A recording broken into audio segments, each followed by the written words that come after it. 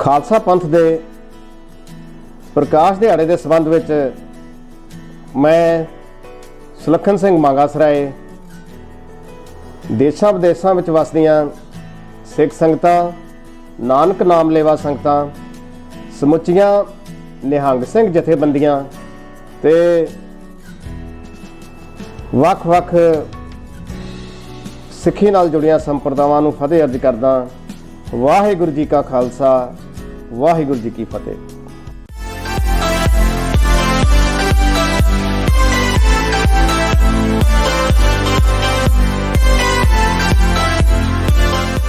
श्री गुरु नानक देव महाराज जी ने जिस निर्मल पंथ की स्थापना की सी अते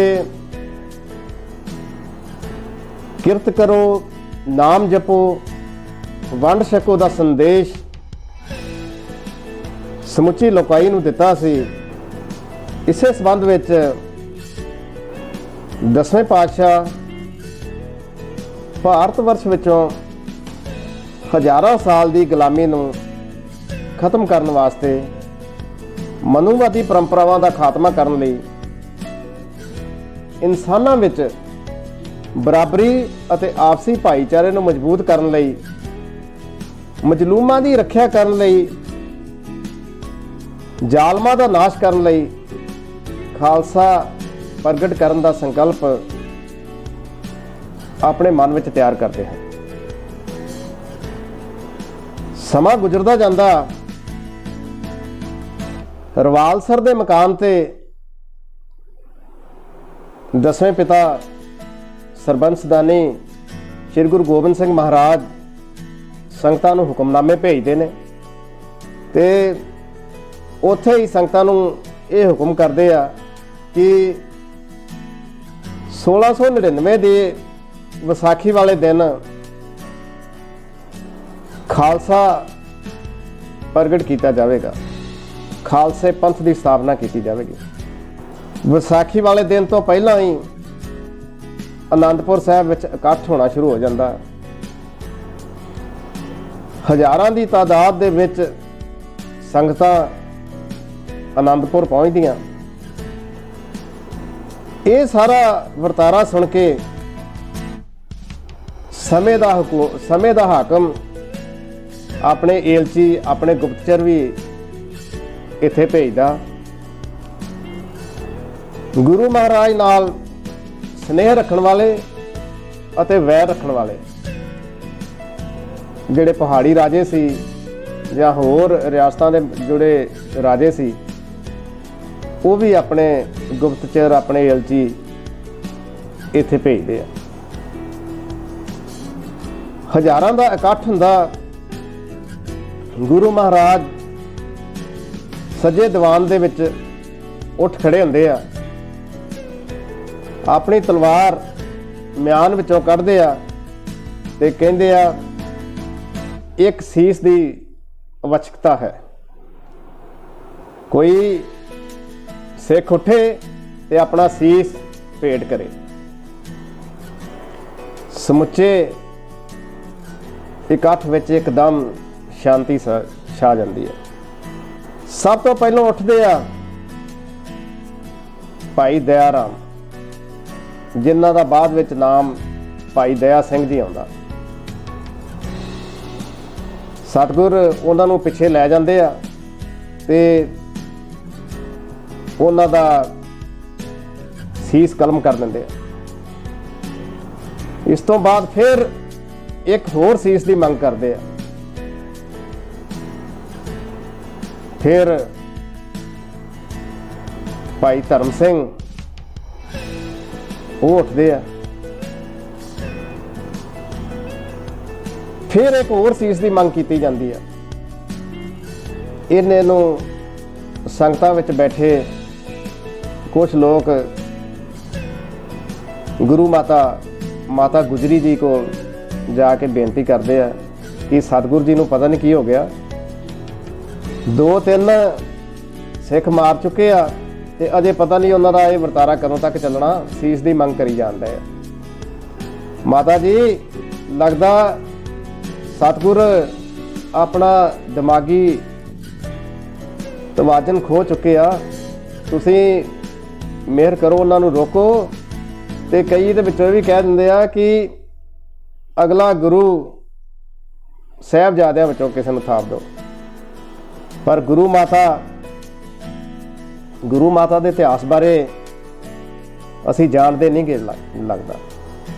ਇਹ ਉਹੀ ਗੁਰੂ ਮਾਤਾ ਹੈ ਜਿਸ ਦਾ ਪਤੀ ਵੀ ਸ਼ਹੀਦ, ਜਿਸ ਦਾ ਭਰਾਤਾ ਵੀ ਸ਼ਹੀਦ, ਜਿਹਦੇ 5 ਭਾਣਜੇ ਉਹ ਵੀ ਸ਼ਹੀਦ, ਜਿਸ ਦੇ 4 ਪੋਤਰੇ ਸ਼ਹੀਦ, ਤੇ ਜਿਸ ਦਾ ਬੇਟਾ ਸ਼੍ਰੀ ਗੁਰੂ ਗੋਬਿੰਦ ਸਿੰਘ ਮਹਾਰਾਜ। ਸੋਚੋ ਕਿਹੋ ਜਿਹੀਆਂ ਰੂਹਾਂ ਦੇ ਨਾਲ ਉਹਨਾਂ ਦਾ ਵਾਸਤਾ ਰਿਹਾ ਤੇ ਉਹਨਾਂ ਦੀ ਆਪਣੀ ਰੂਹ ਕਿਹੋ ਜਿਹੀ ਹੋਵੇਗੀ। ਸੰਗਤਾਂ ਨੂੰ ਕਹਿ ਦਿੰਦੇ ਗੁਰੂ ਦੀਆਂ ਗੁਰੂ ਜਾਣੇ, ਕਿਉਂਕਿ ਮਾਤਾ ਜੀ ਜਾਣੀ ਜਾਣ ਸਨ। ਮਾਤਾ ਜੀ ਬਾਰੇ ਇੱਕ ਹੋਰ ਗੱਲ ਦੱਸਣੀ ਚਾਹਾਂਗਾ ਕਿ ਸਿੱਖ ਪੰਥ ਦੀ ਸਭ ਤੋਂ ਵੱਡੀ ਉਮਰ ਦੀ ਮਾਤਾ ਕੋਈ ਸ਼ਹੀਦ ਹੋਈ ਹੈ ਤੇ ਉਹ ਮਾਤਾ ਗੁਜਰੀ ਜੀ ਸ਼ਹੀਦ ਹੋਏ, ਖੁਦ ਵੀ ਸ਼ਹੀਦ ਹੋਏ। ਪਹਿਲੇ ਸ਼ਹੀਦ ਆ ਸਿੱਖ ਪੰਥ ਦੇ ਔਰਤਾਂ ਦੇ ਵਿੱਚੋਂ। ਉਧਰ ਪੰਡਾਲ ਦੇ ਵਿੱਚ ਵਰਤਾਰਾ ਚੱਲ ਰਿਹਾ ਸੀ। ਦਸ਼ਮੇਸ਼ ਪਿਤਾ 5 ਸਿਰ ਲੈ ਚੁੱਕੇ ਨੇ। ਵਾਰੀ ਸਭ ਤੋਂ ਪਹਿਲਾਂ ਭਾਈ ਦਇਆ ਸਿੰਘ ਜੀ, ਭਾਈ ਧਰਮ ਸਿੰਘ ਜੀ, ਭਾਈ ਹਿੰਮਤ ਸਿੰਘ ਜੀ, ਭਾਈ ਮੋਹਕਮ ਸਿੰਘ ਜੀ, ਭਾਈ ਸਾਹਿਬ ਸਿੰਘ ਜੀ। ਇਹ 5 ਸਿੰਘ ਆਪਣਾ ਸੀਸ ਭੇਟ ਕਰ ਚੁੱਕੇ ਨੇ। ਇਸ ਤੋਂ ਬਾਅਦ ਗੁਰੂ ਸਾਹਿਬ ਇੱਕ ਲੋਹੇ ਦਾ ਬਾਟਾ ਮੰਗਾਉਂਦੇ ਨੇ। ਉਸ ਦੇ ਵਿੱਚ ਜਲ ਪਾਇਆ ਜਾਂਦਾ, ਪਤਾਸੇ ਪਾਏ ਜਾਂਦੇ ਨੇ ਤੇ 2 ਧਾਰੀ ਖੰਡਾ ਉਸ ਵਿੱਚ ਫੇਰ ਕੇ ਗੁਰੂ ਸਾਹਿਬ 5 ਬਾਣੀਆਂ ਦੇ ਪਾਠ ਕਰਦੇ ਨੇ। 5 ਬਾਣੀਆਂ ਦੇ ਪਾਠ ਕਰਨ ਤੋਂ ਉਪਰੰਤ ਇਹ ਅੰਮ੍ਰਿਤ ਜਿਹੜਾ ਤਿਆਰ ਹੋ ਗਿਆ ਸੀ, ਇਸ ਦਾ ਛੱਟਾ ਉਹਨਾਂ 5 ਦੇ ਉੱਪਰ ਮਾਰਦੇ ਨੇ। ਇੱਕਦਮ ਸਿਰ ਜੁੜ ਜਾਂਦੇ ਆ। ਉਹ 5 ਸਿੰਘ ਉਹਨਾਂ ਨੂੰ ਤਿਆਰ ਕੀਤਾ ਜਾਂਦਾ, ਦਸਤਾਰਾਂ ਸਜਾਈਆਂ ਜਾਂਦੀਆਂ, ਪੋਸ਼ਾਕੇ ਪਹਿਨਾਏ ਜਾਂਦੇ ਆ। ਸਤਿਗੁਰ ਉਹਨਾਂ ਦੇ ਅੱਖਾਂ ਵਿੱਚ ਅੰਮ੍ਰਿਤ ਦੇ ਛੱਟੇ ਮਾਰਦੇ ਆ। ਉਹਨਾਂ ਦੇ ਸਿਰ ਦੇ ਵਿੱਚ ਅੰਮ੍ਰਿਤ ਦਾ ਛਿੜਕਾਅ ਕੀਤਾ ਜਾਂਦਾ ਤੇ ਉਹਨਾਂ ਨੂੰ ਅੰਮ੍ਰਿਤ ਪਿਲਾਇਆ ਜਾਂਦਾ। ਪੀਓ ਪਾਹੁਲ ਖੰਡੇ ਧਾਰ ਹੋਏ ਜਨਮ ਸਹੇਲਾ, ਵਾਹ ਵਾਹ ਗੋਬਿੰਦ ਸਿੰਘ ਆਪੇ ਗੁਰਚੇਲਾ। ਇਸ ਤੋਂ ਬਾਅਦ ਵਾਲੀ ਜਿਹੜੀ ਗੱਲ ਆ ਉਹਦੇ ਵੱਲ ਜਾਂਦੇ ਹੁਣ। 5 ਸਿੰਘਾਂ ਨੂੰ ਨਿਯਮ ਉਪਨਿਯਮ ਦੱਸਣ ਤੋਂ ਬਾਅਦ ਗੁਰੂ ਸਾਹਿਬ ਉਹਨਾਂ ਅੱਗੇ ਗਲ ਵਿੱਚ ਪੱਲਾ ਪਾ ਕੇ ਬੈਠ ਜਾਂਦੇ ਆ। ਕਹਿੰਦੇ ਤੁਸੀਂ ਅੰਮ੍ਰਿਤ ਛਕ ਕੇ ਗਿੱਦੜਾਂ ਤੋਂ ਸ਼ੇਰ ਬਣ ਗਏ ਹੋ, ਸਿੰਘ ਬਣ ਗਏ ਹੋ, ਮੇਰੇ ਤੇ ਵੀ ਕਿਰਪਾ ਕਰੋ, ਮੈਨੂੰ ਵੀ ਅੰਮ੍ਰਿਤ ਦੀ ਦਾਤ ਬਖਸ਼ੋ। ਇਸ ਤੋਂ ਪਹਿਲਾਂ ਵਾਲੀ ਗੱਲ ਜਦੋਂ ਅਸੀਂ ਕਹਿੰਦੇ ਹਾਂ ਕਿ ਗੁਰੂ ਸਾਹਿਬ ਨੇ 5 ਬਾਣੀਆਂ ਦਾ ਪਾਠ ਕੀਤਾ, ਇਹਨਾਂ 5 ਬਾਣੀਆਂ ਦਾ ਪਾਠ ਦਾ ਸਾਨੂੰ ਹਵਾਲਾ ਵੀ ਮਿਲਦਾ। ਭਾਈ ਜੀਵਨ ਸਿੰਘ ਜੀ, ਜਿਹਨੂੰ ਭਾਈ ਜੈਤਾ ਕਿਹਾ ਜਾਂਦਾ, ਉਹ ਆਪਣੀ ਲਿਖਤ ਵਿੱਚ, ਆਪਣੇ ਸਵਈਏ ਵਿੱਚ ਲਿਖਦੇ ਆ ਕਿ ਜਪ ਜਾਪ ਸਵਈਏ ਚੌਪਈ, ਆਨੰਦ ਕੋ ਪਾਠ ਸੋ ਪਹੁਲ ਤਿਆਰ ਕਰੀਜੇ। ਕਿ ਇਹ 5 ਬਾਣੀਆਂ ਦਾ ਪਾਠ ਕਰਕੇ ਇਹ ਪਹੁਲ ਤਿਆਰ ਕੀਤੀ ਜਾਂਦੀ ਹੈ। ਅੱਗੇ ਲਿਖਦੇ ਆ, ਗੁਰ ਅੰਮ੍ਰਿਤ ਬਖਸ਼ੰਦ ਹੈ, ਅਤ ਨੀਚ ਹੈ ਬਖਿਆਸ। ਕਿ ਗੁਰੂ ਸਾਹਿਬ ਸ਼੍ਰੀ ਗੁਰੂ ਨਾਨਕ ਦੇਵ ਮਹਾਰਾਜ ਜੀ ਦਾ ਫਲਸਫਾ, ਨੀਚਾ ਅੰਦਰ ਨੀਚ ਜਾਤ, ਨੀਚੀ ਹੂੰ ਅਤ ਨੀਚ, ਨਾਨਕ ਤਿਨਕੇ ਸੰਗ ਸਾਥ, ਵੱਡਿਆਂ ਸੋ ਕਿਆ ਰੀਸ। ਇੱਥੇ ਕਿਸੇ ਵੱਡੇ ਛੋਟੇ ਦਾ ਭੇਦਭਾਵ ਨਹੀਂ ਰਹਿੰਦਾ, ਕੋਈ ਊਚ ਨੀਚ, ਸਭ ਸਤਿਗੁਰੂ ਖਤਮ ਕਰ ਦਿੰਦੇ ਆ। ਸਮੁੱਚੀ ਮਾਨਵਤਾ ਨੂੰ ਇੱਕ ਲੜੀ ਵਿੱਚ ਪਰੋਣ ਵਾਸਤੇ ਖਾਲਸਾ ਪੰਥ ਨੂੰ ਪ੍ਰਗਟ ਕਰਦੇ ਆ, ਖਾਲਸਾ ਪੰਥ ਦੀ ਸਥਾਪਨਾ ਕਰਦੇ ਆ।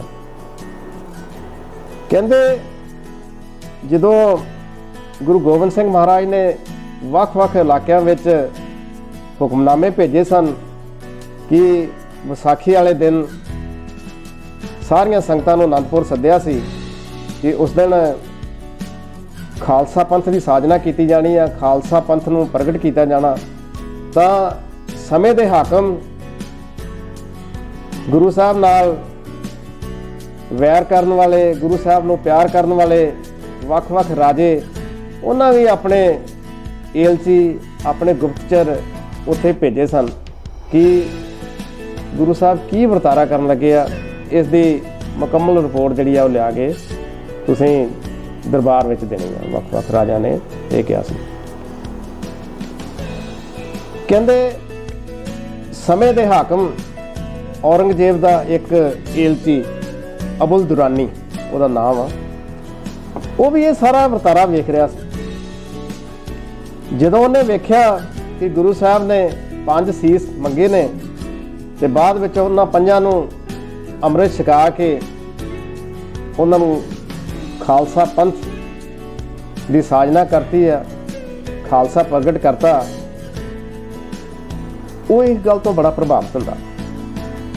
ਉਹ ਉਸੇ ਵੇਲੇ ਹੀ ਜਿਹੜੇ ਉਹਦੇ ਨਾਲ ਦੇ ਗੁਪਤਚਰ ਸੀ ਉਹਦੇ ਨਾਲ ਇੱਕ ਔਰੰਗਜ਼ੇਬ ਨੂੰ ਚਿੱਠੀ ਲਿਖ ਕੇ ਉਹਨਾਂ ਨੂੰ ਦੇ ਦਿੰਦਾ ਕਿ ਤੁਸੀਂ ਆਹ ਜਿਹੜੀ ਚਿੱਠੀ ਆ ਇਹ ਔਰੰਗਜ਼ੇਬ ਤੱਕ ਪਹੁੰਚਾ ਦਿਓ।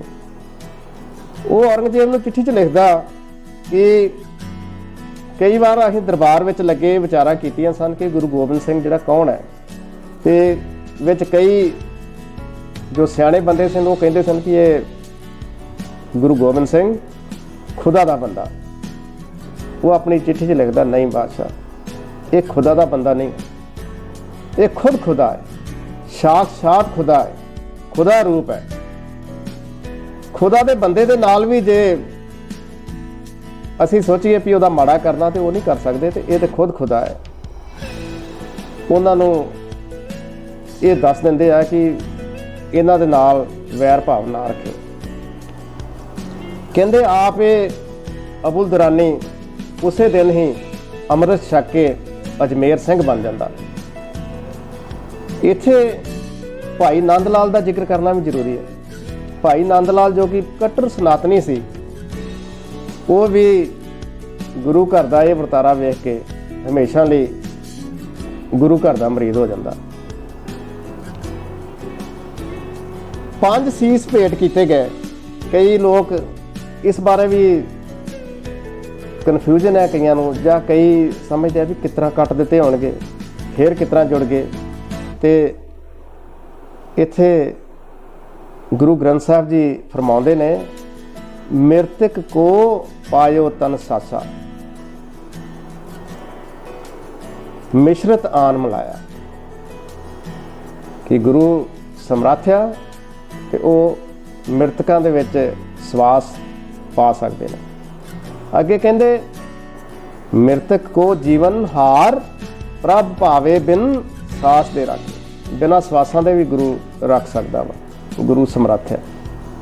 ਇਸ ਤੋਂ ਬਾਅਦ ਸਤਿਗੁਰੂ ਭਾਈ ਦਇਆ ਸਿੰਘ ਤੇ ਹੋਰ ਜਿਹੜੇ 5 ਪਿਆਰੇ ਸਨ ਉਹਨਾਂ ਨੂੰ ਸੰਬੋਧਨ ਕਰਦੇ ਆ।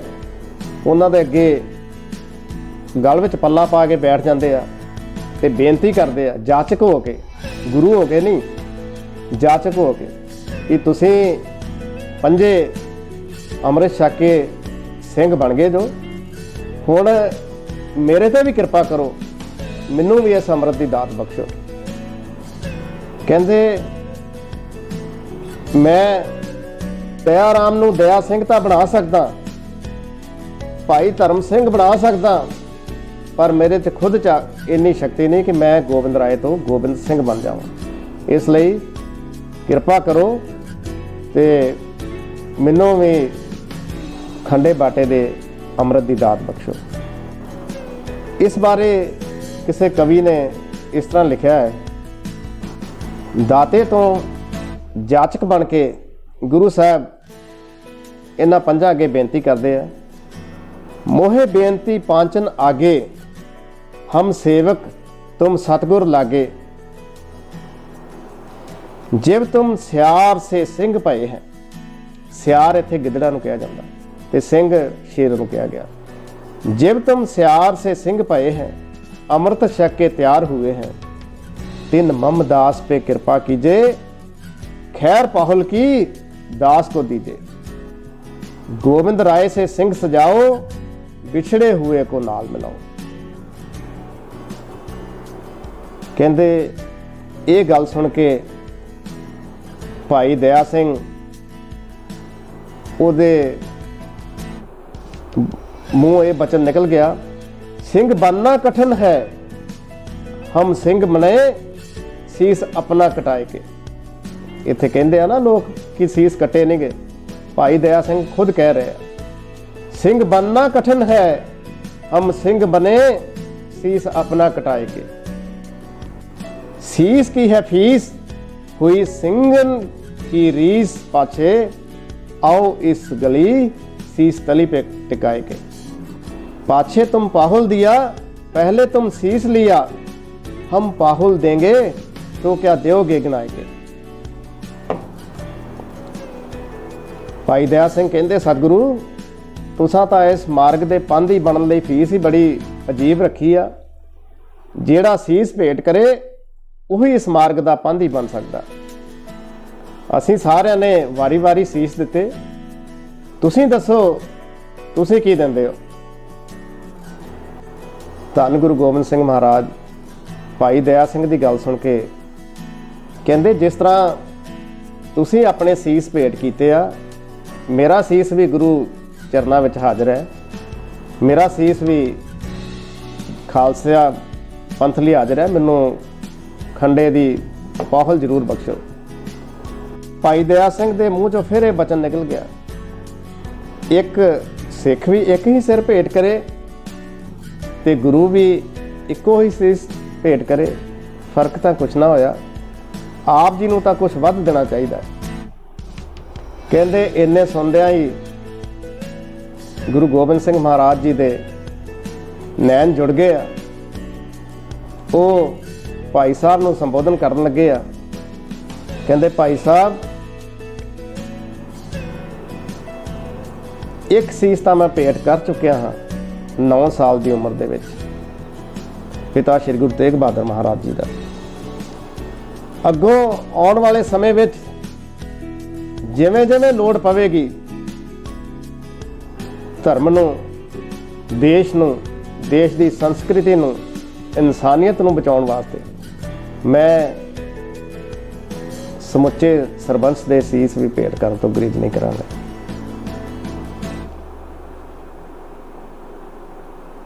ਅੰਮ੍ਰਿਤ ਛਕਾਇਆ ਗਿਆ ਹੈ ਗੁਰੂ ਸਾਹਿਬ ਨੂੰ। ਇੱਥੇ ਇਹ ਵੇਖੀਏ ਕਿ ਦੁਨੀਆ ਦੇ ਇਤਿਹਾਸ ਵਿੱਚ ਕਿਤੇ ਇਸ ਤਰ੍ਹਾਂ ਨਹੀਂ ਹੋਇਆ ਕਿ ਗੁਰੂ ਚੇਲਾ ਹੋਵੇ ਤੇ ਚੇਲਾ ਆਪ ਹੀ ਗੁਰੂ ਹੋਵੇ। ਇਹ ਗੁਰੂ ਨਾਨਕ ਦੇ ਘਰ ਦੀ ਵਡਿਆਈ ਹੈ ਕਿ ਸ਼੍ਰੀ ਗੁਰੂ ਨਾਨਕ ਦੇਵ ਜੀ ਨੇ ਵੀ ਆਪਣੇ ਜੋਤੀ ਜੋਤ ਸਮਾਉਣ ਤੋਂ ਪਹਿਲਾਂ ਲਹਿਣਾ ਜੀ ਨੂੰ, ਸ਼੍ਰੀ ਗੁਰੂ ਅੰਗਦ ਦੇਵ ਜੀ ਨੂੰ ਗੁਰਗੱਦੀ ਸੌਂਪੀ ਸੀ। ਗੁਰੂ ਨਾਨਕ ਪਾਤਸ਼ਾਹ ਨੇ ਬਾਬਰ ਦੇ ਵੇਲੇ ਬਾਬਰ ਨੂੰ ਜਾਬਰ ਕਿਹਾ ਸੀ। ਉਹਨਾਂ ਦਾ फरमान सी उदों, खुरासान खुसमाना किया हिंदुस्तान डराया, आपे दोष ना दे करता, जम कर मुगल चढ़ाया, एती मार पई करलाने तैं की दर्द ना आया। बाबर नूं जाबर कहना, जात पात का खंडन करना, उस तो बाद दूसरे गुरु साहबाना वालों लंगर प्रथा चलाउणी, पंजवें पातशाह का जुल्म खिलाफ तत्ती तवे ते बैठना, उस तो बाद शीस दिया पर सी ना उचरी।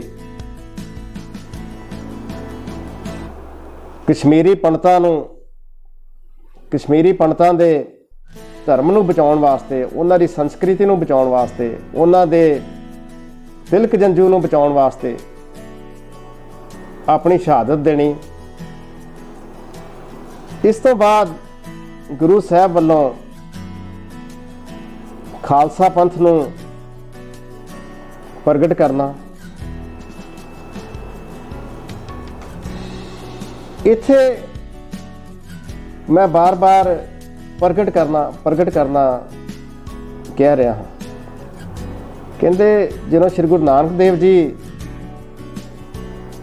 इस धरती ते आए तो उन्होंने बारे भाई गुरदास जी ने लिखा, सतगुर नानक प्रगटियो मिटी धुंध जग चानन होआ।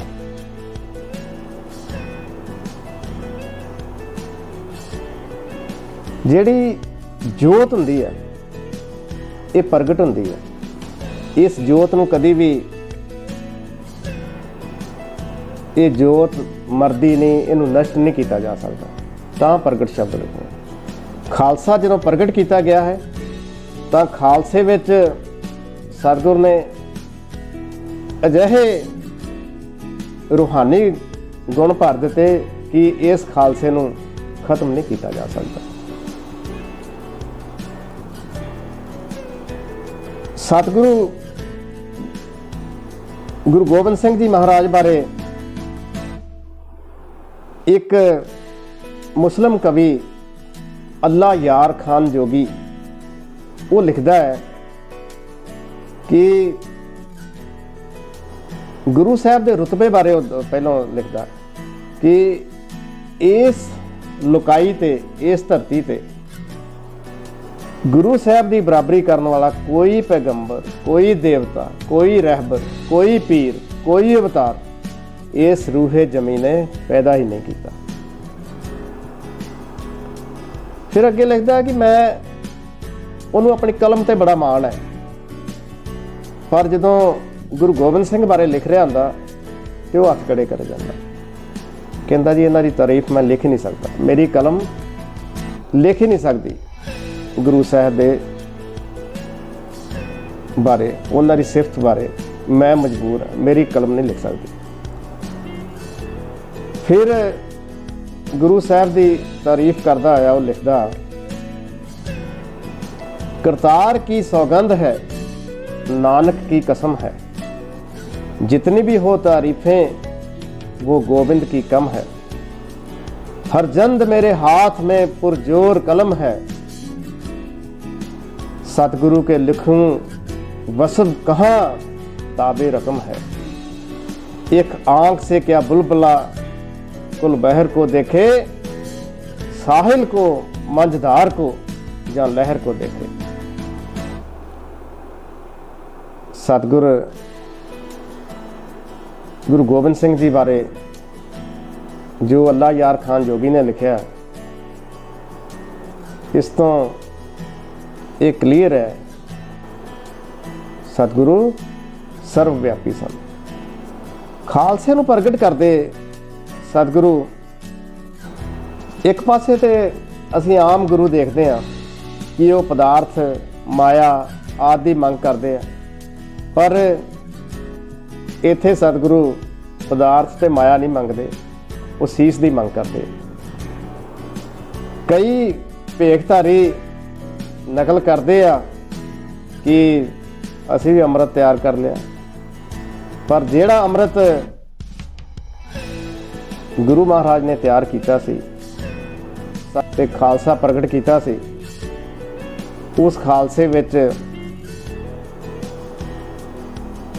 ही वो जज्बा सी जिसने भारत वर्ष की 1000 साल की गुलामी दियां जंजीरां नूं कट दिता सी। दिल्ली कहते हैं कि दिल्ली जिहड़े बाहरों हमलावर आए उन्होंने भी बड़ी चाहत सी कि वो दिल्ली जितन, दिल्ली आउंदे रहे इसे मंशा लैके। खालसे पंथ की ही साजना का करके ये संभव होया कि खालसे ने 17 वार दिल्ली नूं जित्तिया है। ते दिल्ली का वो तख्त जिस उत्ते बैठ के समय समय दे हुक्मरान जिहड़े आ उन्होंने कई गलत काम कीते सन, उस तख्त नूं बाबा बघेल सिंह दिल्ली तो धू के ਅੰਮ੍ਰਿਤਸਰ ਲੈ ਆਏ ਹਨ, ਤੇ ਅੱਜ ਵੀ ਉਹ ਅੰਮ੍ਰਿਤਸਰ ਵਿਖੇ ਉਹ ਤਖਤ ਮੌਜੂਦ ਹੈ। ਗੱਲ ਖਾਲਸੇ ਦੇ ਪ੍ਰਗਟ ਦੀ ਕੀਤੀ ਜਾ ਰਹੀ ਹੈ। ਸਤਿਗੁਰ ਨੇ 5 ਬਾਣੀਆਂ ਪੜ੍ਹੀਆਂ ਹਨ। ਮਾਫ ਕਰਨਾ, ਕਈ ਤਰਕਵਾਦੀ ਇਹ ਕਹਿੰਦੇ ਆ ਕਿ ਕੀ ਸਬੂਤ ਹੈ ਕਿ 5 ਬਾਣੀਆਂ ਪੜ੍ਹੀਆਂ ਗਈਆਂ, ਪਰ ਸਬੂਤ ਹੈ ਜਿਹੜਾ ਹਜ਼ਾਰਾਂ ਦੀ ਗਿਣਤੀ ਵਿੱਚੋਂ ਨੌਵੇਂ ਪਿਤਾ ਦਾ ਸੀਸ ਲੈ ਕੇ ਆ ਸਕਦਾ ਹੈ, ਉਸ ਦੀ ਲਿਖਤ ਨਾਲੋਂ ਵੱਡਾ ਸਬੂਤ ਕੀ ਹੋਵੇਗਾ, ਜਿਸ ਨੂੰ ਰੰਗਰੇਟਾ ਗੁਰੂ ਦਾ ਬੇਟਾ ਕਿਹਾ ਗਿਆ। ਭਾਈ ਜੀਵਨ ਸਿੰਘ ਲਿਖਦੇ ਆ ਕਿ ਗੁਰੂ ਸਾਹਿਬ ਨੇ 5 ਬਾਣੀਆਂ ਪੜ੍ਹੀਆਂ ਹਨ। ਜਪ ਜਾਪ ਸਵਈਏ ਚੌਪਈ, ਆਨੰਦ ਸੋ ਪਾਹੁਲ ਤਿਆਰ ਕਰੀਏ, कि 5 ਬਾਣੀਆਂ पढ़ के खंडे बाटे की पाहुल तैयार की।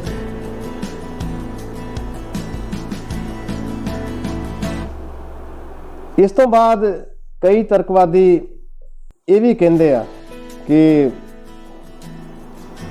सीस तो मंगे ही नहीं गए, सीस तो कटे ही नहीं गए, ते इत्थे बाणी ही सानू दस रही है, मृतक को पायो तन सासा, मिश्रत आन मिलाया, पूरे गुर के देख वडाई, ताकि कीमत कहीं ना जाई। मृतक को पायो तन सासा, मृतक दे शरीर दे विच विश्वास पा सकदा समर्थ गुरु। फिर अगे कहंदी है बाणी, मृतक को जीवालन हार, प्रभ भावे बिन सास दे राखे। मृतक को जीवालन हार, मृतक नूं भी जीवाल सकदा। गुर करता गुर करनहार, गुरमुख सच्ची सोई, गुर ते बाहर कुछ नहीं, गुर कीता लोड़े सो होई। जो गुरु करना चाहे समर्थ गुरु कर सकता है। जदों अमृत की दात बख्श दी, सतगुर ने 5 प्यारे साज दिते आ, ते कई होर भी जिहड़े उत्थे पहुंचे सन कि गुरु तो फिर जींदे करी जान दिया। सारे कहते जी 6वां सीस भी चाहिए, तो गुरु जी मुस्कुरा पे कहते पंच प्रवान पंच प्रधान, पंचे पावे दरगे मां, 5 ही काफ़ी है, होर सीस नहीं चाहिए। इस तो बाद गुरु साहब ने खुद अमृत की दात धारण की है।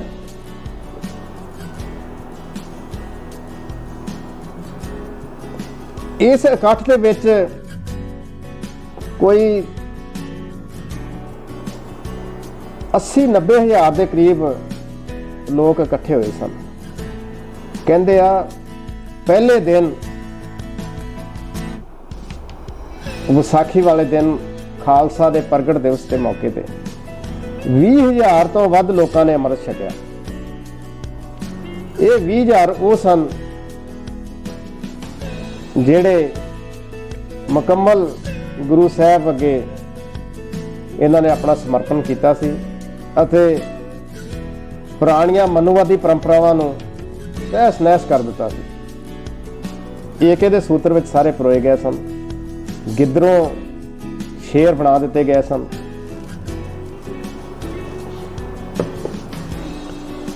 कई विद्वान ਜਾਂ ਵਿਦਵਾਨ ਤਾਂ ਨਹੀਂ ਕਹਿ ਜਾ ਸਕਦੇ, ਕਈ ਤਰਕਸ਼ੀਲੇ ਕਹਿੰਦੇ ਆ ਕਿ ਅੰਮ੍ਰਿਤ ਛਕਣ ਦੀ ਕੀ ਜ਼ਰੂਰਤ ਹੈ, ਅੰਮ੍ਰਿਤ ਤੋਂ ਬਿਨਾਂ ਵੀ ਜਿਹੜਾ ਵਾ ਸਿੱਖਿਆ ਉਹ ਸਿੱਖਿਆ। ਪਰ ਇੱਥੇ ਮੈਂ ਇੱਕ ਬੇਨਤੀ ਕਰਨੀ ਚਾਹੁੰਦਾ, ਬਾਬਾ ਬੰਦਾ ਸਿੰਘ ਬਹਾਦਰ ਅੰਮ੍ਰਿਤ ਛਕਣ ਤੋਂ ਪਹਿਲਾਂ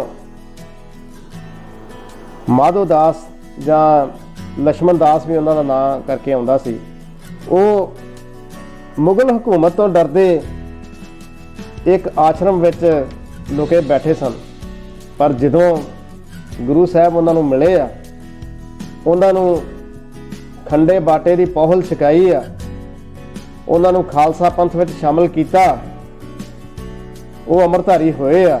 ਤੇ ਉਸ ਤੋਂ ਬਾਅਦ ਉਹਨਾਂ ਨੇ ਕੁਝ ਇੱਕ ਸਿੰਘਾਂ ਦੇ ਨਾਲ ਲੈ ਕੇ ਜੋ ਮੁਗਲ ਹਕੂਮਤ ਦੀਆਂ ਜੜ੍ਹਾਂ ਪੁੱਟੀਆਂ, ਉਹ ਇਤਿਹਾਸ ਵਿੱਚ ਦਰਜ ਹੈ। ਇਸ ਕਰਕੇ ਖਾਲਸਾ ਜੀ, ਅੰਮ੍ਰਿਤ ਪਾਨ ਕਰਨਾ ਬਹੁਤ ਜ਼ਰੂਰੀ ਹੈ। ਇਹ ਅੰਮ੍ਰਿਤ ਛਕਣ ਦਾ ਹੀ ਸਿੱਟਾ ਸੀ, ਖਾਲਸੇ ਦੀ ਸਾਜਨਾ ਦਾ ਹੀ ਸਿੱਟਾ ਸੀ ਕਿ 12 ਮਿਸਲਾਂ ਦਾ ਡੰਕਾ ਵੱਜਿਆ। 12 ਮਿਸਲਾਂ ਜਿਨ੍ਹਾਂ ਵਿੱਚੋਂ ਕਈ ਸਿੰਘਾਂ ਨੇ 17 ਵਾਰ ਦਿੱਲੀ ਦਾ ਤਖਤ ਜਿੱਤਿਆ। ਇੱਥੇ ਇੱਕ ਹੋਰ ਜ਼ਿਕਰ ਕਰਨਾ ਬੜਾ ਜ਼ਰੂਰੀ ਹੈ ਕਿ ਅਬਦਾਲੀ ਦਾ ਵਜ਼ੀਰ ਹੈ ਇੱਕ ਖਾਨ ਬਹਾਦਰ। ਅਬਦਾਲੀ ਇੱਕ ਵਾਰ ਉਹਨੂੰ ਪੁੱਛਦਾ, ਜਦੋਂ ਸਿੰਘ ਅਬਦਾਲੀ ਦਾ ਲੁੱਟਿਆ ਮਾਲ ਲੁੱਟ ਲੈਂਦੇ ਆ, ਅਬਦਾਲੀ ਕਈ ਹਿੰਦੁਸਤਾਨੀ ਔਰਤਾਂ ਨੂੰ ਵੀ ਗ੍ਰਿਫਤਾਰ ਕਰਕੇ ਆਪਣੇ ਦੇਸ਼ ਨੂੰ ਲੈ ਕੇ ਜਾ ਰਿਹਾ ਹੁੰਦਾ, ਤੇ ਉਹਨਾਂ ਧੀਆਂ ਭੈਣਾਂ ਦੀ ਵੀ ਰੱਖਿਆ ਕਰਕੇ ਉਹਨਾਂ ਨੂੰ ਛਡਾ ਕੇ ਉਹਨਾਂ ਦੇ ਘਰੋਂ ਘਰੀ ਪਹੁੰਚਾਉਂਦੇ ਆ। ਉਹ ਆਪਣੇ ਖਾਨ ਬਹਾਦਰ ਨੂੰ ਪੁੱਛਦਾ, ਇਹ ਹੈ ਕੀ ਆ, ਇਹ ਕੌਣ ਲੋਕ ਆ ਜਿਹੜੇ ਪਤਾ ਵੀ ਨਹੀਂ ਲੱਗਦਾ ਇਹ ਰਹਿੰਦੇ ਕਿੱਥੇ ਆ। ਕਿ ਫਿਰ ਖਾਨ ਬਹਾਦਰ ਦੱਸਦਾ, ਕਹਿੰਦਾ ਮੁਰਸ਼ਿਦ ਇਨਕਾ ਵਲੀ भयो है, इनको आबे हयात दियो है, ऐसी दियो कलाम बते है, जिसे पढ़ सुधा जे ले है, ਸਿਆਗ ਤੇ ਸਿੰਘ ਲੇਤ ਬਣਾਈ। ਇਹਨਾਂ ਨੂੰ ਗਿੱਦੜਾ ਤੋਂ ਸ਼ੇਰ ਬਣਾ ਦਿੱਤਾ। ਇੱਥੇ ਹਿੰਦੁਸਤਾਨ ਵਿੱਚ ਅਫਗਾਨੀ ਆਏ, ਈਰਾਨੀ ਆਏ, ਦੁਰਾਨੀ ਆਏ, ਅਰਬੀਅਨ ਆਏ, ਮੰਗੋਲ ਆਏ, ਡੱਚ ਆਏ, ਪੁਰਤਗਾਲ ਆਏ, ਫ੍ਰੈਂਚ ਆਏ, ਅੰਗਰੇਜ਼ ਆਏ। 1000 ਸਾਲ ਤੱਕ ਭਾਰਤ ਇਹਨਾਂ ਲੋਕਾਂ ਦਾ ਗੁਲਾਮ ਰਿਹਾ। ਇੱਕ ਬਹੁਤ ਵੱਡਾ ਦਾਰਸ਼ਨਿਕ ਸੁਕਰਾਤ, ਉਹਦਾ ਜ਼ਿਕਰ ਕਰਨਾ ਚਾਹਾਂਗਾ। ਉਹਨੇ ਲਿਖਿਆ ਹੈ ਕਿ ਜਿਹੜਾ ਦੇਸ਼ ਇੱਕ ਦਿਨ ਲਈ ਗੁਲਾਮ ਰਹਿੰਦਾ, ਉਹ 1 ਸਾਲ ਲਈ ਪਛੜ ਜਾਂਦਾ, ਤੇ ਜਿਹੜਾ ਦੇਸ਼ 1 ਸਾਲ ਲਈ ਗੁਲਾਮ ਰਹਿੰਦਾ, ਉਹ 100 ਸਾਲ ਪਛੜ ਜਾਂਦਾ, ਤੇ ਜਿਹੜਾ ਦੇਸ਼ 100 ਸਾਲ ਲਈ ਗੁਲਾਮ ਰਹਿੰਦਾ, ਉਹ ਹਮੇਸ਼ਾ ਲਈ ਪਛੜ ਜਾਂਦਾ। ਪਰ ਮਾਫ ਕਰਿਓ, ਭਾਰਤ ਤਾਂ 1000 ਸਾਲ ਗੁਲਾਮ ਰਿਹਾ। ਉਹ ਫਿਰ ਅੱਗੇ ਲਿਖਦਾ, ਇੱਕ ਦਿਨ ਲਈ ਜਿਹੜਾ ਗੁਲਾਮ ਹੋਇਆ, ਉਹ ਸੁੱਤਾ ਪਿਆ ਸੀ। ਜੇ ਉਹ ਜਾਗਦਾ ਵਾ, ਜਾਗ ਜਾਂਦਾ ਤੇ ਉਹ ਆਜ਼ਾਦ ਹੋ ਜਾਂਦਾ। 1 ਸਾਲ ਦੀ ਜਿਹੜਾ ਗੁਲਾਮ ਹੋ ਚੁੱਕਾ, ਉਹਨੂੰ ਉਹ ਬਿਮਾਰ ਦੀ ਤੁਲਨਾ ਦੱਸਦਾ। ਜਿਸ ਤਰ੍ਹਾਂ ਇੱਕ ਦਿਨ ਲਈ ਜਿਹੜਾ ਗੁਲਾਮ ਹੋਇਆ, ਉਹਨੂੰ ਸੁੱਤੇ ਦੇ ਨਹੀਂ ਕਹਿੰਦਾ। 1 ਸਾਲ ਲਈ ਗੁਲਾਮ ਹੋਇਆ, ਉਹ ਬਿਮਾਰ ਸੀ, ਉਹ ਤੰਦਰੁਸਤ ਹੋਇਆ, ਉਹ ਆਜ਼ਾਦ ਹੋ ਗਿਆ। ਜਿਹੜਾ ਦੇਸ਼ 100 ਸਾਲ ਲਈ ਗੁਲਾਮ ਹੁੰਦਾ, ਕਹਿੰਦਾ ਉਹ ਮਰ ਚੁੱਕਾ, ਉਹ ਕਬਰ 'ਚ ਪਿਆ, ਉਹਦਾ ਉੱਠਣਾ ਬੜਾ ਮੁਸ਼ਕਿਲ ਹੈ। ਤੇ 1000 ਸਾਲ ਤੱਕ ਗੁਲਾਮ ਰਹਿਣ ਵਾਲਿਆਂ ਦੇ ਵਿੱਚ ਗੁਰੂ ਗੋਬਿੰਦ ਸਿੰਘ ਮਹਾਰਾਜ ਨੇ ਜਾਨ ਪਾਈ ਆ। ਦੇਸ਼ ਦੀ ਸੰਸਕ੍ਰਿਤੀ ਨੂੰ, ਧਰਮ ਨੂੰ ਬਚਾ ਲਿਆ ਆਪਣਾ ਸਰਬੰਸ ਦਾਨ ਕਰਕੇ। ਇੱਥੇ ਇੱਕ ਗੱਲ ਮੈਂ ਹੋਰ ਕਹਿਣੀ ਚਾਹਾਂਗਾ। ਅਸੀਂ ਬੁੱਧ ਦਰਸ਼ਨ ਪੜ੍ਹਦੇ ਹਾਂ, ਉਹਦੇ ਵਿੱਚ ਕਿਹਾ ਜਾਂਦਾ ਕਿ ਅਹਿੰਸਾ ਪਰਮੋ ਧਰਮੋ। ਤੇ ਕਈ ਵਾਰੀ ਇਹ ਵੀ ਟੀਕਾ ਟਿੱਪਣੀ ਕਰ ਦਿੱਤੀ ਜਾਂਦੀ ਹੈ ਕਿ ਭਾਰਤ ਵਿੱਚ ਬੁੱਧ ਧਰਮ ਦਾ ਕਰਕੇ ਲੋਕ ਅਹਿੰਸਾ ਦੇ ਪੁਜਾਰੀ ਹੋ ਗਏ ਸਨ ਤੇ ਉਹ ਵਿਰੋਧੀਆਂ ਨਾਲ ਲੜੇ ਨਹੀਂ, ਜਾਂ ਜਿਹੜੇ ਹਮਲਾਵਰ ਆਏ ਉਹਨਾਂ ਨਾਲ ਲੜੇ ਨਹੀਂ। ਪਰ ਇੱਥੇ ਗਹਿਨ ਚਿੰਤਨ ਦੀ ਜ਼ਰੂਰਤ ਹੈ ਕਿ ਬੁੱਧ ਧਰਮ ਦਾ ਜੇ ਅਸੀਂ ਧਿਆਨ ਨਾਲ ਉਹਦਾ ਵਾਚਨ ਕਰੀਏ ਤੇ ਮਾਰਸ਼ਲ ਆਰਟ ਵੀ ਬੁੱਧਿਜ਼ਮ ਵਿੱਚੋਂ ਆਇਆ, ਜਿਹੜਾ ਪੂਰਾ ਚਾਈਨਾ, ਇੰਡੋਨੇਸ਼ੀਆ, ਤਿੱਬਤ, ਸ਼੍ਰੀਲੰਕਾ ਕਈਆਂ ਦੇਸ਼ਾਂ ਵਿੱਚ ਫੈਲਿਆ।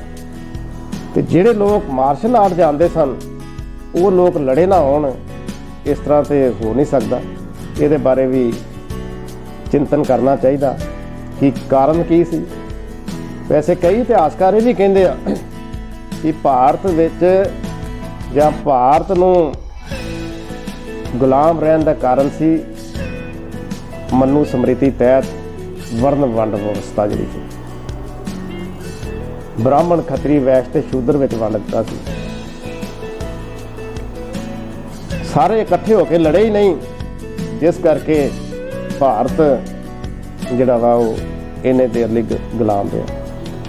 ਗੁਰੂ ਗੋਬਿੰਦ ਸਿੰਘ ਮਹਾਰਾਜ ਆਏ ਨੇ, ਉਹਨਾਂ ਨੇ ਸ਼੍ਰੀ ਗੁਰੂ ਨਾਨਕ ਦੇਵ ਜੀ ਦਾ ਸੰਕਲਪ ਹੀ ਅੱਗੇ ਤੋਰਿਆ। ਮਨੁੱਖਤਾ ਸਾਰੀ ਨੂੰ ਇੱਕ ਸਮਾਨ ਸਮਝਿਆ ਤੇ ਇਤਿਹਾਸ ਗਵਾਹ ਹੈ ਕਿ ਕਈ ਸੰਤ ਹੋਏ, ਜਿਹੜੇ ਸੰਤ ਹੋਏ ਉਹ ਬਹੁਤੇ ਨਿਡਰ ਨਹੀਂ ਸਨ ਜਾਂ ਉਹ ਯੋਧੇ ਨਹੀਂ ਸਨ, ਤੇ ਜਿਹੜੇ ਯੋਧੇ ਹੋਏ ਉਹ ਖੁੰਖਾਰ ਸਨ, ਲੜਾਕੂ ਸਨ, ਪਰ ਉਹਨਾਂ ਵਿੱਚ ਨਿਰਮਲ ਭਾਵ ਨਹੀਂ ਸੀ। ਇੱਥੇ ਇੱਕ ਹੀ ਮਿਸਾਲ ਮਿਲਦੀ ਹੈ ਗੁਰੂ ਗੋਬਿੰਦ ਸਿੰਘ ਮਹਾਰਾਜ ਦੀ। ਉਹ ਦਾਨੀ ਵੀ ਆ, ਸੂਰਬੀਰ ਵੀ ਆ, ਭਗਤ ਵੀ ਆ, ਯੋਧੇ ਵੀ ਆ। ਜੇ ਗੱਲ ਕਰੀਏ ਗੁਣਾਂ ਦੀ ਤੇ ਜੇ ਕਿਸੇ 'ਚ ਸੂਰਬੀਰ ਜਿਹੜਾ ਵਾ ਉਹ ਭਗਤ ਨਹੀਂ ਹੋ ਸਕਦਾ, ਭਗਤ ਸੂਰਬੀਰ ਨਹੀਂ ਹੋ ਸਕਦਾ, ਦਾਨੀ ਨਹੀਂ ਹੋ ਸਕਦਾ। ਗੁਰੂ ਮਹਾਰਾਜ ਬਾਰੇ ਇਹ ਲਿਖਿਆ ਗਿਆ ਕਿ ਇਹ ਗਿਆਨਵੀਰ ਵੀ ਸਨ, ਇਹ ਧਰਮਵੀਰ ਵੀ ਸਨ, ਇਹ ਦਇਆਵੀਰ ਵੀ ਸਨ, ਇਹ ਕਰਮਵੀਰ ਵੀ ਸਨ, ਇਹ ਸੂਰਬੀਰ ਵੀ ਸਨ ਅਤੇ ਯੁੱਧਵੀਰ ਵੀ ਸਨ। ਦੇਸ਼ ਦੀ ਆਜ਼ਾਦੀ ਲਈ ਸਤਿਗੁਰੂ ਨੇ ਆਪਣਾ ਪਰਿਵਾਰ ਵਾਰਤਾ। ਚਲੋ ਗੱਲ ਖਾਲਸੇ ਪੰਥ ਦੀ ਸਾਜਨਾ ਦੀ ਹੋ ਰਹੀ ਹੈ ਤਾਂ ਸਤਿਗੁਰੂ ਫਰਮਾਉਂਦੇ ਆ, ਜਬ ਲਗ ਖਾਲਸਾ ਰਹੇ ਨਿਆਰਾ, ਤਬ ਲਗ ਤੇਜ ਦਿਓ ਮੈਂ ਸਾਰਾ। ਅੱਗੇ ਕਹਿੰਦੇ ਆ, ਜਬ ਇਹ ਗਏ ਵਿਪਰਨ ਕੀ ਰੀਤ, ਮੈਂ ਨਾ ਕਰੂੰ ਇਨਕੀ ਪ੍ਰਤੀ। ਸਪਸ਼ਟ ਦੱਸ ਦਿੰਦੇ ਕਿ ਖਾਲਸੇ ਨੂੰ ਆਪਣੇ ਨਿਆਰੇਪਨ 'ਚ ਹੀ ਰਹਿਣਾ ਪੈਣਾ। ਰੂੜੀਵਾਦੀ ਪਰੰਪਰਾਵਾਂ ਦੀ ਉਹ ਘੋਰ ਨਿੰਦਾ ਕਰਦੇ ਆ। ਫਿਰ ਭੱਟ ਆਪਣੇ ਸਵਈਏ 'ਚ ਲਿਖਦੇ ਆ, ਗੁਰੂ ਸਾਹਿਬ ਦੀ ਉਸਤਤ ਦੇ ਵਿੱਚ ਕਹਿ ਲਓ, ਆਪ ਨਾਰਾਇਣ ਕਲਾਧਾਰ ਜਗ ਮੇ ਪਰਵਰਿਓ, ਨਿਰੰਕਾਰ ਆਕਾਰ ਜੋਤ ਜਗ ਮੰਡਲ ਕਰਿਓ। ਇੱਥੇ ਗੁਰੂ ਸਾਹਿਬ ਆਪੇ ਗੁਰਚੇਲਾ ਇਸ ਤੋਂ ਪਹਿਲਾਂ ਵੀ ਹੋ ਚੁੱਕਾ ਹੈ। ਥਾਪਾ ਲੈਣਾ ਜੀਮ ਦੇ ਗੁਰੂ ਨਾਨਕ ਪਾਤਸ਼ਾਹ ਜੀ ਨੇ ਵੀ ਲੈਣੇ ਨੂੰ ਆਪਣੇ ਜੀਂਦਿਆਂ ਜੀ ਗੁਰੂ ਥਾਪਿਆ ਸੀ। ਇੱਕ ਭਾਈ ਗੁਰਦਾਸ ਸ਼੍ਰੀ ਗੁਰੂ ਅਰਜਨ ਦੇਵ ਜੀ ਦੇ ਸਮਕਾਲੀ ਹੋਏ ਨੇ ਤੇ ਇੱਕ ਭਾਈ ਗੁਰਦਾਸ ਗੁਰੂ ਗੋਬਿੰਦ ਸਿੰਘ ਜੀ ਮਹਾਰਾਜ ਦੇ ਸਮਕਾਲੀ ਹੋਏ। ਉਹ ਲਿਖਦੇ ਨੇ, ਵਾਹ ਪ੍ਰਗਟਿਓ ਪੁਰਖ ਭਗਵੰਤ, ਰੂਪ ਗੁਰੂ ਗੋਬਿੰਦ ਸੂਰਾ। ਵਾਹ ਪ੍ਰਗਟਿਓ ਪੁਰਖ ਭਗਵੰਤ, ਰੂਪ ਗੁਰੂ ਗੋਬਿੰਦ ਸੂਰਾ। ਪ੍ਰਾਣ ਰੂਪ ਪਰਮਾਤਮਾ ਪਰਖੋਤਮ ਪੂਰਾ। ਗੁਰੂ ਸਾਹਿਬ ਦੇ ਪ੍ਰਗਟ ਹੋਣ ਦੀ ਗੱਲ ਕਰ ਰਹੇ ਨੇ। ਖਾਲਸਾ ਅਕਾਲ ਪੁਰਖ ਕੀ ਫੌਜ, ਜਿਹੜੇ ਖਾਲਸਾ ਦੀ ਸਾਜਨਾ ਕੀਤੀ ਗਈ ਹੈ ਉਹ ਕੀ ਹੈ? ਅਕਾਲ ਪੁਰਖ ਕੀ ਫੌਜ। ਖਾਲਸਾ ਅਕਾਲ ਪੁਰਖ ਕੀ ਫੌਜ, ਪ੍ਰਗਟਿਓ ਖਾਲਸਾ ਪਰਮਾਤਮ ਕੀ ਮੌਜ। ਖਾਲਸਾ ਪ੍ਰਗਟ ਕੀਤਾ ਗਿਆ ਹੈ। ਗੁਰੂ ਨਾਨਕ ਦੇਵ ਜੀ ਮਹਾਰਾਜ ਤੋਂ ਜਿਹੜੀ ਜੋਤ ਪ੍ਰਗਟ ਹੋਈ ਸੀ ਉਹ ਸਰੀਰਕ ਜਾਮੇ ਦੇ ਰੂਪ ਵਿੱਚ ਧੰਨ ਧੰਨ ਸ੍ਰੀ ਗੁਰੂ ਗੋਬਿੰਦ ਸਿੰਘ ਮਹਾਰਾਜ ਜੀ ਨੇ ਖਾਲਸੇ ਵਿੱਚ ਸਥਾਪਿਤ ਕਰ ਦਿੱਤੀ ਹੈ। ਤੇ ਜਿਹੜੀ ਆਤਮਿਕ ਤੌਰ ਤੇ ਸ਼ਬਦ ਜੋਤ ਸੀ ਉਸ ਨੂੰ ਧੰਨ ਧੰਨ ਸ੍ਰੀ ਗੁਰੂ ਗ੍ਰੰਥ ਸਾਹਿਬ ਮਹਾਰਾਜ ਜੀ ਦੇ ਵਿੱਚ ਸਥਾਪਿਤ ਕਰ ਦਿੱਤਾ ਹੈ। ਇਹ ਹੈ ਵਡਿਆਈ ਧੰਨ ਧੰਨ ਗੁਰੂ ਗੋਬਿੰਦ ਸਿੰਘ ਮਹਾਰਾਜ ਜੀ ਦੀ। ਇਤਿਹਾਸ ਤੇ ਨਜ਼ਰ ਮਾਰੀਏ ਤੇ ਗੁਰੂ 4 ਪ੍ਰਕਾਰ ਦੇ ਲਿਖੇ ਗਏ। ਕਹਿੰਦੇ ਪਹਿਲੇ ਨੰਬਰ ਤੇ ਆਉਂਦੇ ਭ੍ਰਿੰਗੀ ਗੁਰੂ। ਉਹ ਗੁਰੂ ਜਿਹੜੇ ਕਿਸੇ ਖਾਸ ਵਰਗ ਨੂੰ ਜਾਂ ਖਾਸ ਜਾਤੀ ਨੂੰ ਆਪਣਾ ਚੇਲਾ ਬਣਾਉਂਦੇ ਆ। ਫਿਰ ਆਉਂਦੇ ਚੰਦਨ ਗੁਰੂ। ਜਿਹੜੇ ਚੰਦਨ ਗੁਰੂ ਆ ਉਹ ਮਹਿਕ ਤਾਂ ਸਕਦੇ ਆ ਪਰ ਸਾਰਿਆਂ ਨੂੰ ਸੁਗੰਧਿਤ ਨਹੀਂ ਬਣਾ ਸਕਦੇ। ਆਪਣੀ ਮਹਿਕ ਤੇ ਵੰਡ ਸਕਦੇ ਸਾਰਿਆਂ ਨੂੰ। ਫਿਰ ਆਉਂਦੇ ਪਾਰਸ ਗੁਰੂ। ਇਹ ਪਾਰਸ ਗੁਰੂ ਕਿਹੜੇ ਆ? ਕਹਿੰਦੇ ਪਾਰਸ ਗੁਰੂ ਉਹ ਆ ਜਿਹੜੇ ਲੋਹੇ ਨੂੰ ਤੇ ਸੋਨਾ ਬਣਾ ਸਕਦੇ ਆ ਪਰ ਪਾਰਸ ਨਹੀਂ ਬਣਾ ਸਕਦਾ। ਫਿਰ ਅੱਗੇ ਕੈਟਾਗਰੀ ਆਉਂਦੇ ਦੀਪਕ ਗੁਰੂ ਦੀ। ਕਹਿੰਦੇ ਜਿਹੜੇ ਆਪਣੇ ਪ੍ਰਕਾਸ਼ ਤੋਂ ਹੋਰ ਕਿਸੇ ਨੂੰ ਪ੍ਰਕਾਸ਼ ਦੇ ਸਕਦੇ ਆ। ਇੱਕ ਦੀਪਕ ਤੋਂ ਦੂਸਰਾ ਦੀਪਕ ਵੀ ਤਿਆਰ ਕਰ ਸਕਦੇ। ਗੁਰੂ ਮਹਾਰਾਜ ਅਜਿਹੇ ਗੁਰੂ ਨੇ। ਅੱਗੇ ਇਸ ਮਾਨਵਤਾ ਦੀ ਏਕਤਾ ਬਾਰੇ ਲਿਖਿਆ ਹੈ। ਜਿਨਕੀ ਜਾਤ ਪਾਤ ਕੁਲ ਮਾਹੀ ਸਰਦਾਰੀ ਨਾ ਭਈ ਕਦਾਹੀ ਤਿਨਹੀ ਕੋ ਸਰਦਾਰ ਬਣਾਉ ਤਵੇ ਗੋਬਿੰਦ ਸਿੰਘ ਨਾਮ ਕਹੋ। ਕਹਿੰਦੇ ਜਿਹੜੇ ਸਦੀਆਂ ਤੋਂ ਲਤਾੜੇ ਸੀ ਰੂੜੀਵਾਦੀ ਪਰੰਪਰਾਵਾਂ ਦੇ ਤਹਿਤ ਕਿ ਇਹ ਨੀਚ ਜਾਤੀਆਂ ਦੇ ਆ, ਉਹਨਾਂ ਨੂੰ ਮੈਂ ਸਰਦਾਰ ਬਣਾ ਦੂੰਗਾ, ਉਹਨਾਂ ਨੂੰ ਖਾਲਸਾ ਬਣਾ ਦੇਣਾ। ਸਾਡੇ ਵਰਗੇ ਲੋਕ ਕਹਿੰਦੇ ਆ ਕਿ ਕਹਿੰਦੇ ਜਦੋਂ ਗੁਰੂ ਗੋਬਿੰਦ ਸਿੰਘ ਕਹਿ ਰਹੇ ਸੀ ਕਿ ਖਾਲਸਾ ਪੰਥ ਨੂੰ ਪ੍ਰਗਟ ਕਰਕੇ ਪ੍ਰਗਟਿਓ ਖਾਲਸਾ ਪਰਮਾਤਮ ਕੀ ਮੌਜ, ਇਹਨਾਂ ਨੂੰ ਗਿੱਦੜਾਂ ਤੋਂ ਸਿੰਘ ਬਣਾ ਦਿੱਤਾ। ਤਾਂ ਉੱਥੇ ਜਿਹੜੇ ਆਮ ਲੋਕ ਆਏ ਉਹਨਾਂ ਵਿੱਚੋਂ ਕਈਆਂ ਨੇ ਕਿਹਾ ਸੀ ਕਾਮ ਹਮਾਰਾ ਤੋਲਨ ਤਕੜੀ ਨੰਗੀ ਕਰਦ ਕਭੀ ਨਾ ਪਕੜੀ, ਚਿੜੀ ਉਡੇ ਤੋਂ ਮੈਂ ਡਰ ਜਾਊਂ ਮੁਗਲੋਂ ਸੇ ਕੈਸੇ ਲੜ ਪਾਓ। ਸਤਿਗੁਰ ਨੇ ਕਿਹਾ ਸੀ ਜ਼ੁਲਮ ਦੇ ਖਿਲਾਫ ਤੁਸੀਂ ਇਕੱਲਾ ਸਿੰਘ ਵੀ 1.25 ਲੱਖ ਨਾਲ ਲੜ ਜਾਓਗੇ। ਤੇ ਕਈਆਂ ਨੇ ਇਹੋ ਜਿਹੇ ਅੱਗੋਂ ਤਰਕ ਦਿੱਤੇ ਸੀ। ਇਸ ਤੋਂ ਬਾਅਦ ਸਤਿਗੁਰੂ ਰਹਿਤ ਮਰਿਆਦਾ ਨਿਯਮ ਉਪਨਿਯਮ ਦੱਸਦੇ ਨੇ ਉਹਨਾਂ ਨੂੰ, ਪੰਜਾਂ ਪਿਆਰਿਆਂ ਨੂੰ, ਤੇ ਖੁਦ ਖੰਡੇ ਬਾਟੇ ਦੀ ਪੌਲ ਧਾਰਨ ਕਰਦੇ ਨੇ ਦਾਤੇ ਤੋਂ ਜਾਚਕ ਬਣ ਕੇ। 1000 ਸਾਲ ਦੀ ਗੁਲਾਮੀ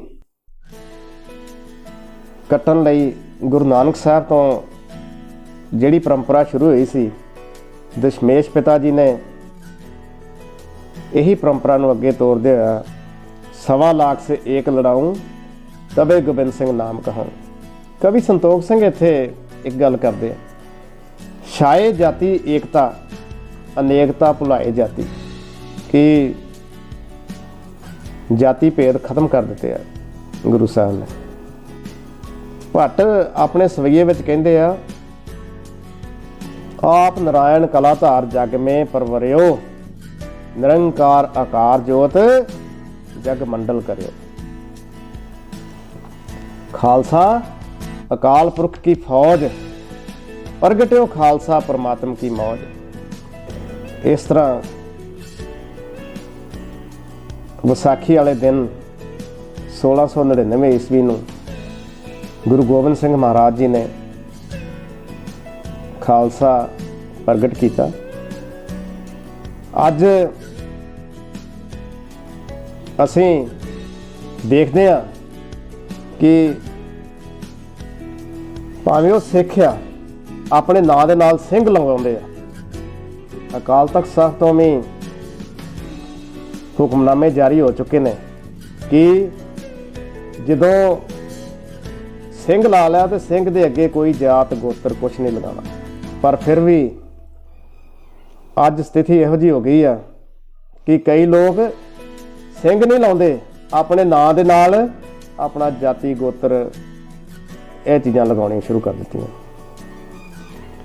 ਖਾਲਸਾ ਜੀ ਧਿਆਨ ਨਾਲ ਸੋਚਿਓ, ਜਿਹੜੇ ਗੁਰੂ ਨੇ ਤੁਹਾਡੇ ਵਾਸਤੇ ਆਪਣਾ ਸਰਬੰਸ ਵਾਰ ਦਿੱਤਾ, ਆਪਣੇ ਪੁੱਤਰ ਵਾਰ ਦਿੱਤੇ, ਮਾਤਾ ਵਾਰ ਦਿੱਤੀ, ਪਿਤਾ ਵਾਰ ਦਿੱਤਾ, ਖੁਦ ਚਾਹੁੰਦੇ ਤਾਂ ਉਹਨਾਂ ਨੂੰ ਕੀ ਲੋੜ ਸੀ ਇਹੋ ਜਿਹੇ ਪੰਗਿਆਂ 'ਚ ਪੈਣ ਦੀ। ਵਾਧੂ ਚੜਾਵਾ ਆ ਰਿਹਾ ਸੀ, ਸਭ ਲੋਕ ਜੈ ਜੈਕਾਰ ਕਰ ਰਹੇ ਸਨ, ਇੱਜ਼ਤ ਮਾਣ ਬਖੂਬੀ ਮਿਲ ਰਿਹਾ ਸੀ ਕਿ ਉਹ ਆਪਣੀ ਜ਼ਿੰਦਗੀ ਆਰਾਮ ਨਾਲ ਜੀ ਸਕਦੇ ਸੀ। ਪਰ ਖਾਲਸਾ ਜੀ ਤੁਹਾਡੇ ਵਾਸਤੇ ਤੁਹਾਡੀਆਂ ਜ਼ਿੰਦਗੀਆਂ ਸੁਖਾਲੀਆਂ ਕਰਨ ਵਾਸਤੇ ਗੁਰੂ ਸਾਹਿਬ ਨੇ ਆਪ ਇੰਨੇ ਕਸ਼ਟ ਝੱਲੇ, ਪਰਿਵਾਰ ਦਾ ਹੀ ਬਲੀਦਾਨ ਦਿੱਤਾ, ਤੇ ਅਸੀਂ ਆਪਣੇ ਨਾਂ ਦੇ ਨਾਲ ਸਿੰਘ ਲਾਉਣਾ ਵੀ ਜਿਹੜਾ ਵਾ ਉਹ ਆਪਣੀ ਹੱਦ ਤੱਕ ਸਮਝਦੇ ਆ। ਸਤਿਗੁਰ ਜੀ ਬੇਨਤੀ ਆ, ਮਾਫ ਕਰ ਦੇਣਗੇ। ਗਲਤੀਆਂ ਜਿਹੜੀਆਂ ਹੋ ਗਈਆਂ, ਇਹਨਾਂ ਗਲਤੀਆਂ ਨੂੰ ਛੱਡ ਦਿਓ, ਮਾਫੀ ਮੰਗ ਲਓ ਸਤਿਗੁਰ ਕੋਲ। ਮੈਂ ਬੇਨਤੀ ਕਰਦਾ ਕਿ ਅਕਾਲ ਤਖਤ ਸਾਹਿਬ ਤੋਂ ਜਿਹੜੇ ਹੁਕਮਨਾਮੇ ਹੋਏ ਆ, ਹਰ ਸਿੱਖ ਦਾ ਇਹ ਫਰਜ਼ ਆ ਕਿ ਉਹ ਆਪਣੇ ਨਾਂ ਦੇ ਨਾਲ ਸਿਰਫ ਸਿੰਘ ਲਗਾਵੇ, ਬਾਕੀ ਕੋਈ ਜਾਤ ਪਾਤ ਨਾ ਲਾਵੇ। ਹਰ ਸਿੱਖ ਨੂੰ ਇਹ ਬੇਨਤੀ ਕਰਦਾ ਕਿ ਉਹ ਬਾਣੀ ਦਾ ਤੇ ਬਾਣੇ ਦਾ ਧਾਰਨੀ ਬਣੇ, ਕਿਉਂਕਿ ਬਾਣੀ ਗੁਰੂ ਹੈ ਬਾਣੀ ਵਿੱਚ ਬਾਣੀ ਅੰਮ੍ਰਿਤ ਸਾਰੇ। ਖੰਡੇ ਬਾਟੇ ਦੀ ਪਹੁਲ ਨੂੰ ਧਾਰਨ ਕਰੋ, ਸ਼ਸਤਰਧਾਰੀ ਬਣੋ, ਮਜਲੂਮਾਂ ਦੀ ਰੱਖਿਆ ਕਰੋ ਤੇ ਜ਼ਾਲਮਾਂ ਦਾ ਨਾਸ਼ ਤੇ ਹਮੇਸ਼ਾ ਤੋਂ ਹੀ ਖਾਲਸਾ ਕਰਦਾ ਆਇਆ ਹੈ। ਬੇਨਤੀ ਇਹੀ ਹੈ। ਅਖੀਰ ਵਿੱਚ ਮੈਂ ਸਰਬੱਤ ਦਾ ਭਲਾ ਮੰਗਦਾ ਆ, ਸਮੁੱਚੇ ਖਾਲਸਾ ਪੰਥ ਨੂੰ ਖਾਲਸੇ ਦੇ ਪ੍ਰਗਟ ਦਿਵਸ ਦੀਆਂ ਲੱਖ ਲੱਖ ਵਧਾਈਆਂ ਦਿੰਦਾ ਆ। ਫਤਿਹ ਅਰਜ਼ ਕਰਦਾ। ਵਾਹਿਗੁਰੂ ਜੀ ਕਾ ਖਾਲਸਾ, ਵਾਹਿਗੁਰੂ ਜੀ ਕੀ ਫਤਿਹ।